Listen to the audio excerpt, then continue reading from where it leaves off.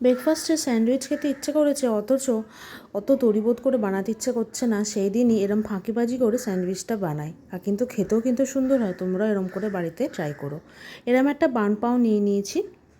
তো এবার এটাকে মধ্যিখান থেকে কাট করে নেবো। যেভাবে আমি কাটছি দেখো, খুব বেশি চওড়া করে কাটবে না, কিন্তু আমার চওড়া করে কাটা হয়ে গেছে, পুরো খুলে গেছে। এরপর একটা জায়গার মধ্যে নিয়ে নেবো মোটামুটি 100 থেকে 150 গ্রাম মতো টক দই নিয়ে টক দইটাকে ভালো করে একদম ক্রিমি বানিয়ে নেবো। তার মধ্যে দিয়ে দেবো কেটে রাখা ছোটো করে শসা, দিয়ে দেবো পেঁয়াজ, দিয়ে দেবো এর মধ্যে টমেটো, সব কিন্তু ছোটো করে কুচিয়ে রেখেছি, একটু ধনেপাতা, একটু ক্যাপসিকাম, সেদ্ধ করে রাখা সুইট কর্ন, যা যা আমার ঘরে ছিল মোটামুটি চেষ্টা করেছি দিয়ে দেওয়ার।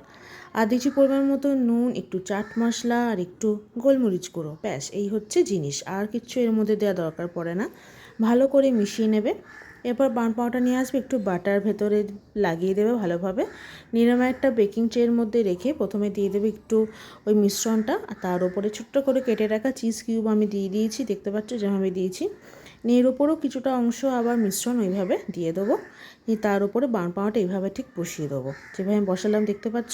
নিয়ে এর ওপরে আবার একটু বাটার গ্রিস করে দিয়ে এয়ার ফ্রায়ারে মোটামুটি 170 ডিগ্রি টেম্পারেচারে 10 মিনিট মতো রাখলেই আমাদের রেডি হয়ে যায় স্যান্ডউইচ।